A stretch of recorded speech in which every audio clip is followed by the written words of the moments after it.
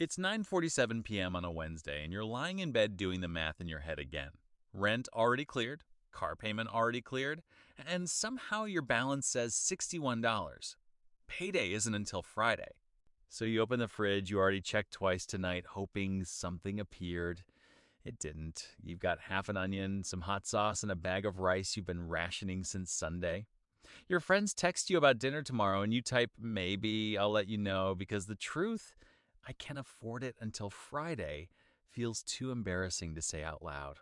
And here's the part that really gets you. You have a job, a real one. You show up, you work hard. You don't buy anything crazy, no designer bags, no vacations, no five-star dinners, and yet somehow, every single month, by Wednesday, you're back here, doing math in the dark, waiting for a number to reset. If that sounds familiar, I need you to hear something clearly before we go any further. This is not a personal failure. This is a system problem. And in the next 20 minutes, I'm going to walk you through exactly how to break out of the paycheck to paycheck cycle in 90 days, using a step-by-step framework, not vague advice like, just budget better. My name is Jack, and I spend way too much time thinking about why smart, hardworking people stay stuck in this exact loop. If you've ever done the math at the grocery checkout to make sure your card doesn't decline, make sure to hit the subscribe button and give this video a thumbs up because this one might be the most important video on this channel. Let's start with an uncomfortable truth. Paycheck to paycheck living has almost nothing to do with how much you earn. According to a widely cited Lending Club survey, a large share of Americans earning over $100,000 a year still report living paycheck to paycheck. Read that again. 6 figures. Still zero by Thursday, so if you've ever thought, I just need to make more money and this will fix itself, here's the hard truth. It won't. Not automatically. Here's why. Your expenses expand to match your income almost every single time, unless you build a system that stops it. Psychologists call this hedonic adaptation, the tendency for your brain to quickly treat any new normal as, well, normal. A raise doesn't feel like extra money for long. It just becomes the new baseline you build your life around.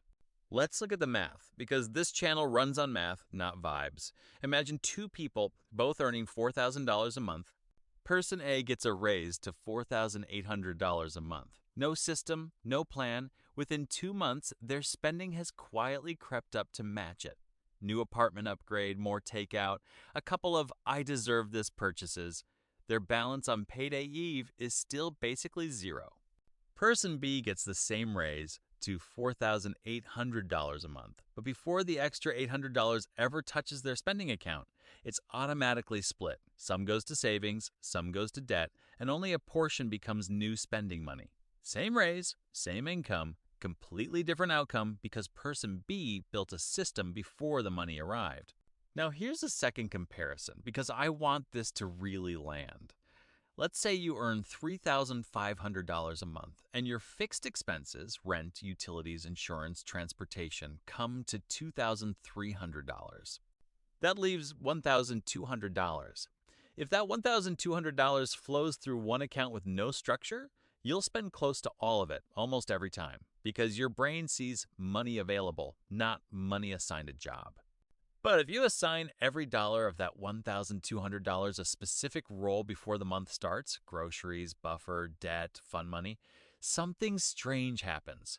The same $1,200 suddenly stretches further because you stop making spending decisions in the moment and start making them in advance.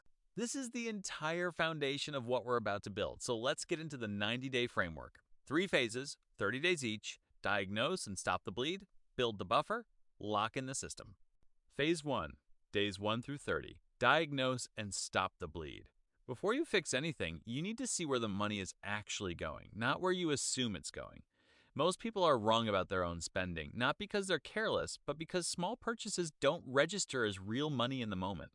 Step 1 of this phase, pull your last 30 days of transactions and label every single one into 3 categories. Must, meaning rent, utilities, minimum debt payments, basic groceries. Flexible, meaning things you need but could reduce, like eating out or subscriptions. And leak, meaning purchases you barely remember making. Here's a real example of how this plays out. Say you find $18 a week on delivery fees you didn't notice, $22 a week on convenience store stops, and $9 a week on a streaming service you forgot you had. That's $49 a week. Over 30 days, that's roughly $210 found without cutting a single meaningful thing from your life. Step 2 of this phase, negotiate one bill. Call your internet provider, your phone plan, or your insurance company and ask a simple question. Is there a lower plan available or any promotions I qualify for? This takes 15 minutes and routinely saves people $20 to $40 a month, which compounds over the full 90 days and beyond. Now here's an objection you might already be forming. Jack, my expenses are all fixed. I don't have anything to cut. I hear this a lot and I understand it, especially if you're already living tight. But here's the thing. Phase 1 isn't about deep sacrifice. It's about finding money that's leaking without you noticing. The $210 example above, plus one negotiated bill. That alone is often enough fuel to start Phase 2. Phase 2, days 31 through 60. Build the buffer. This is where most budgeting advice quietly falls apart because most advice assumes you have zero timing risk. But real life doesn't work that way. Bills don't arrive in perfect sync with your paycheck. So in Phase 2, your only goal is building a small buffer, not a full emergency fund, just enough breathing room that your balance never hits true zero again. The target here is $300 to $500. That's it. Not $10,000, just enough that a bill landing on the wrong day doesn't send you into panic mode. Here's how you get there without pain. Take the money you found in Phase 1, the $210 in leaks plus your negotiated bill savings, and instead of letting it blend back into your spending, automate it into a separate account the day your paycheck lands. Not when you remember. Not whatever's left at the end of the month. Automated. Same day, every time.